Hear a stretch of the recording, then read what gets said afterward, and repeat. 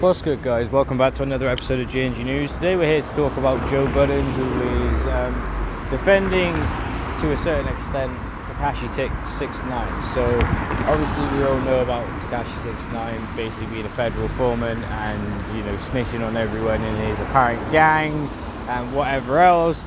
So Joe Budden has a couple of words to chime in to say that the media and bloggers in particular have had a lack of integrity regarding the Tekashi 6ix9ine debacle. While everyone is placing blame on Daniel, aka Tekashi, aka Snitch 9, aka 6ix9ine, Joe Budden believes that the media bloggers in particular also had a role to play in his demise. On his Joe Budden podcast, he pointed out that certain people in the media have cashed in on Tekashi's antics. Also, no names mentioned, DJ Academics, super sad story, and I feel like a lot of you bloggers, y'all out of luck. Joe Budden rants. It is a lot of y'all who complicate that choice that I am talking about making, where you have to have a real conversation with your integrity, and that's all around the board. The same thing that Shotty did to Tekashi and the same thing that Tekashi did to Shotty, that deal that they had, the numbers are this, and this is getting us this.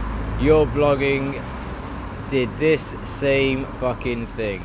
Now here y'all go, y'all still get to report on some ish.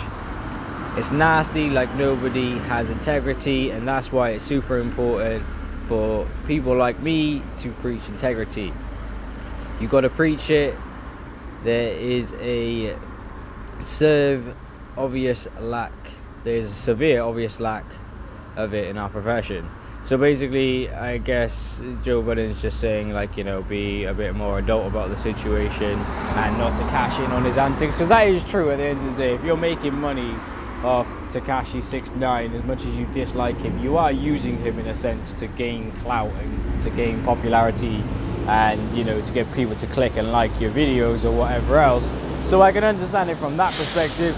I don't personally have anything against 6ix9ine. Obviously the actions that he did, like, I'm not a gangster or anything like that, but the way I see it is, if you enter in that sort of life, it's kind of your own fault if you get caught, and you kind of put, like, you should put the blame on yourself. You shouldn't blame all the people that are around you and throw them under the bus for things that you probably did as well.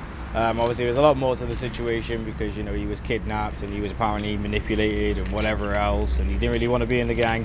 But I'm not going to give my opinion on the situation, because to be completely honest, is just not someone I've ever really liked musically, and it's just not someone I've ever really listened to. So no hate, no shade towards 6ix9ine, but either way in the situation I'm really not bothered. But anyways, thank you for watching another episode of GNG News. Don't forget to subscribe, turn on post notifications if you haven't done already. I'll catch you all in the next video. Go and check out my previous videos if you want to find out what's going on with the leaks in the new Pokemon Sword and Shield. And also go and check out Mac Miller The Bargain, which is an unreleased track which is just surfaced online. It will probably be taken down very, very soon, so if you get a chance, check it out. If you can't, don't worry about it, but support his music if you can do. Rest in peace to Mac Miller. I'll see you all in my next video. Keep on smiling, and remember, things can only ever get better.